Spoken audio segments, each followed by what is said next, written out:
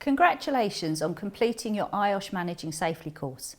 Now that you've completed the course, it's time to do your risk assessment project. This video will outline the top do's and don'ts to make sure you get it right first time. Do make sure you've read all of the advice our tutors have provided to help you complete your risk assessment before you start work on your project. It could save you a lot of wasted time later. Don't use anybody else's work, including existing risk assessments. All work submitted should be your own. Do not work in a pair or share other people's answers. Don't use your organisation's own risk assessment template, even if you helped create it. The risk assessment you produce for your IOSH Managing Safely project should be all your own work.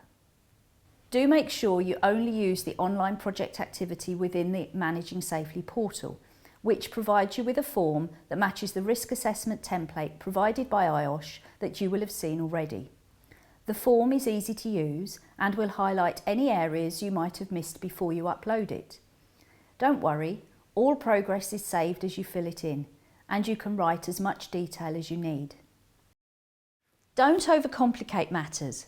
Risk assessment should be simple to conduct, following a process that includes looking for and listing risks to health and safety, deciding who might be harmed and how, and checking that current protective measures are effective.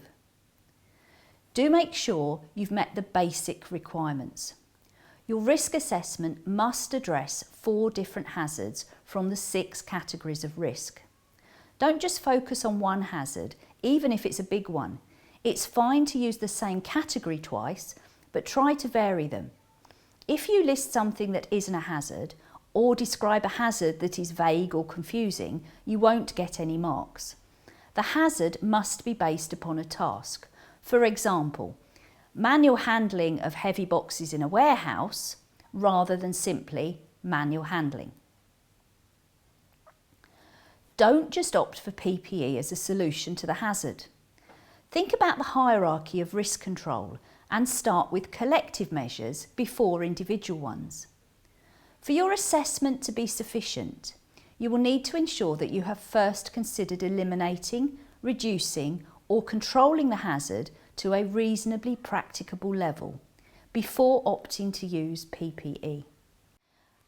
Do ensure you fully understand the 5x5 risk calculator before starting. Your calculations should be realistic both before and after the risk assessment is complete. Your assessment needs to reflect your opinion of the hazard and situation, but your consequence rating must be realistic. Your risk rating must tally up with the examiner's opinion to pass. Make sure your calculations add up. Don't submit the form before you're ready. Have you included 4 different hazards? Have you filled in all the fields, including your name? Are your dates realistic? Have you included the job title of who will review your assessment? Does it all make sense? Do make sure the actions that you're describing and the timescales that you're suggesting make sense to someone who doesn't know of your organisation as well as you do. Describe the task being assessed in sufficient detail. Your description of the working environment should be brief, clear and factual. A good task description will leave no room for misunderstanding. Don't panic. If you get stuck, everything you need to help you is in your course workbook. Make sure you take the time to look through your notes, especially the sections on hazards and risk assessment. You have 2 attempts to pass the project, so give it your best effort and good luck.